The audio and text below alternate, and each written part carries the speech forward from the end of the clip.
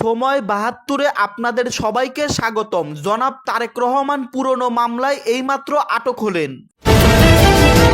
জামাতের আমিরের মনোনয়নপত্র বৈধ ঘোষণা।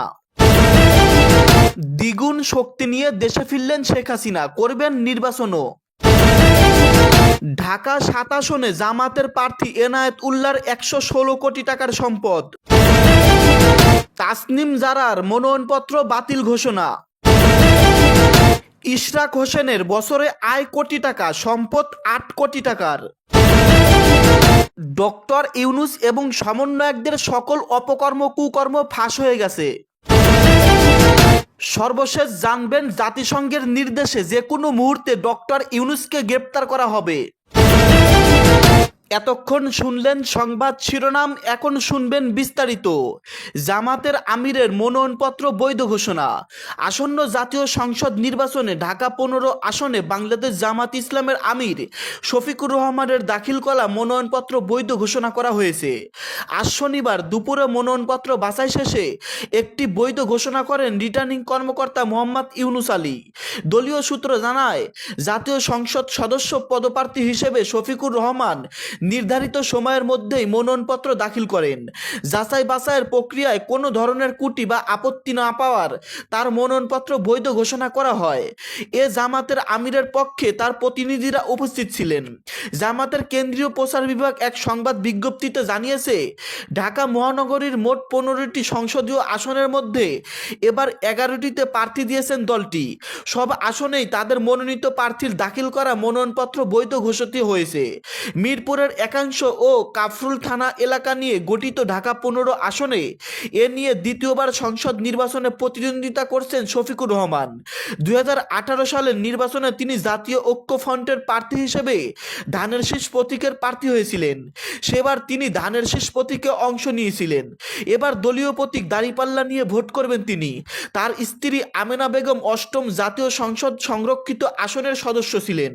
তারেক রহমানের একান্ত সচিব আব্দুস সাত্তার, প্রেস সচিব সালেহ শিবলি। বিএনপির ভারপ্রাপ্ত চেয়ারম্যান তারেক রহমানের একান্ত সচিব ও প্রেস সচিব পদে দুজনকে নিযুক্ত করা হয়েছে। আজ শনিবার বিএনপির জ্যেষ্ঠ যুগ্ম মহাসচিব রুহুল কবির রিজভী সই করা এক সংবাদ বিজ্ঞপ্তিতে এ তথ্য জানানো হয়। বেলা ১:৩০টায় কিছু আগে বিএনপির ভেরিফাইড ফেসবুক পেজে এক সংবাদ বিজ্ঞপ্তিতে তা প্রকাশ করা হয়েছে। সংবাদ বিজ্ঞপ্তিতে বলা হয়, তারেক রহমানের একান্ত সচিব হিসেবে নিযুক্ত করা হয়েছে বাংলাদেশ সরকারের সাবেক সচিব ও এবিএম আব্দুস সাত্তারকে। আর তারেক রহমানের প্রেস সচিব হয়েছেন ঢাকা রিপোর্টার্স ইউনিটির সাবেক সাধারণ সম্পাদক এম সালেহ। দলগুলো হ্যাঁ নাকি না ভোটের পক্ষে তা ইশতেহারে সুস্পষ্ট করতে হবে বললেন বদিউল আলম মজুমদার। রাজনৈতিক দলগুলো গণভোটের ক্ষেত্রে হ্যাঁ নাকি না ভোটের পক্ষে তা ইশতেহারে সুস্পষ্ট করার দাবি জানিয়েছেন সুশাসনের জন্য নাগরিক সম্পাদক বদিউল আলম মজুমদার।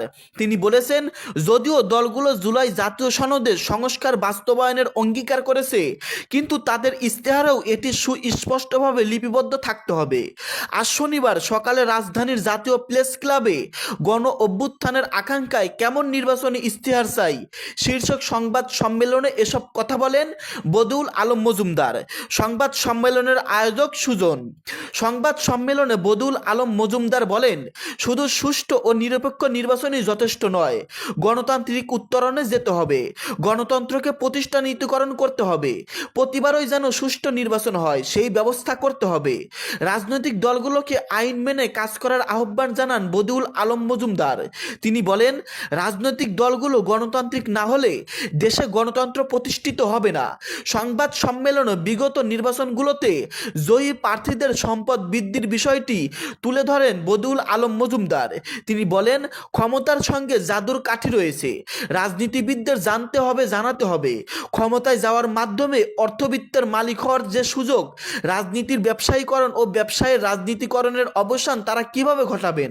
এর আগে সূচনা বক্তব্যে বদিউল আলম মজুমদার আরও বলেন, নির্বাচনী ইশতেহার একটি লিখিত চুক্তি, স্বাক্ষরিত না হলেও এটি ভোটারদের সঙ্গে দলগুলোর চুক্তি। এই চুক্তি অমান্য করলে যেন নাগরিকদের আদালতে যাওয়ার সুযোগ থাকে। মানুষ যেন প্রশ্ন করার সুযোগ পায় যে দলগুলো তাদের অঙ্গীকার কতটা বাস্তবায়ন করেছেন। বদুল আলম মজুমদার আলো বলেন, নবম জাতীয় সংসদ নির্বাচনে আগে আওয়ামী লীগ দিন বদলের সনদ নামে একটি ইশতেহার করেছিল। পরবর্তী সময়ে আওয়ামী লীগ তাদের সেই অঙ্গীকার ভুলে গেছে, তার মাসুলও দিতে হয়েছে দলটিকে। রাজনৈতিক দলগুলোর ইশতেহার অন্তর্ভুক্ত হওয়া উচিত, এমন 15টি বিষয় সুজনের পক্ষ থেকে সংবাদ সম্মেলনে তুলে ধরেন বেসরকারি নর্থ সাউথ বিশ্ববিদ্যালয়ের 3 অধ্যাপক AKM ওয়ারেসুল কলিম।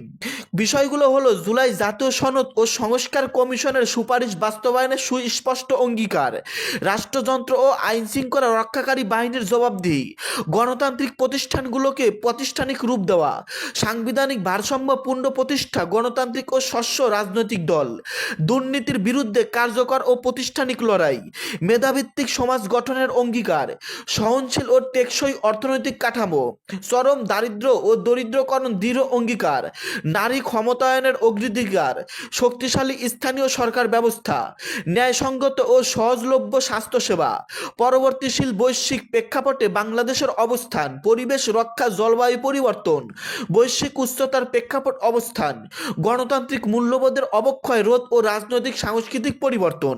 সংবাদ সম্মেলনে আরো অনেকেই নেতাকর্মীরা সেখানে উপস্থিত ছিলেন। খালেদা জিয়া জনগণকে ফ্যাসিবাদী দুঃশাসনের মুখে লড়াই করতে শিখিয়েছেন বললেন রুহুল কবির রিজভী। বিএনপির জ্যেষ্ঠ যুগ্ম মহাসচিব রুহুল কবির রিজভী বলেছেন, বিএনপির পদ চেয়ারপারসন ও সাবেক প্রধানমন্ত্রী বেগম খালেদা জিয়া মৃত্যুর আগ পর্যন্ত দেশের মানুষের পাশে ছিলেন। তিনি দেশের মানুষকে শিখিয়েছেন কিভাবে ফ্যাসিবাদী দুঃশাসনের মুখে গণতন্ত্রের জন্য লড়াই করতে হয়। আজ শনিবার তিনি একথা বলেন। রুহুল কবির রিজভী আরো বলেন, খালেদা জিয়া গোটা জাতিকে উদ্বুদ্ধ করেছেন, গোটা জাতিকে জাগিয়েছেন কিভাবে স্বৈরাচারী স্বেচ্ছাচারী ফ্যাসিবাদী দুঃশাসনের মুখে গণতন্ত্রের জন্য লড়াই করতে হয়, কিভাবে অনেক দুঃখ কষ্টেও জনগণের পাশে থাকতে হয় সেটি তিনি দেখিয়েছেন। রুহুল কবির রিজভী অভিযোগ করেন, মিথ্যা মামলায় খালেদা জিয়াকে কারাগারে বন্দি রাখার সময় তাকে ভুল চিকিৎসা দেওয়া হয়, তার খাবারে সন্দেহজনক কিছু মেশানোর হতো কিনা তা নিয়ে সন্দেহ প্রকাশ করেন তিনি বলেন, মানুষ দেখেছে কিভাবে হেঁটে তিনি কারাগারে গেছেন, কিন্তু হুইল চেয়ার করে সেখান থেকে তিনি বের হয়েছিলেন। কারাগারে থাকার সময় খালেদা জিয়াকে সঠিক চিকিৎসা দেওয়া নিয়ে হয়নি বলে উল্লেখ করেন রুহুল কবির রিজভী। আজ খালেদা জিয়ার কবর জিয়ারত করেন জাতীয়তাবাদী মহিলা দলের নেতাকর্মীরা। এ সময় রুহুল কবির রিজভী এসব কথা বলেন। দর্শক, এতক্ষণ শুনতে পারলেন গুরুত্বপূর্ণ প্রতিবেদন।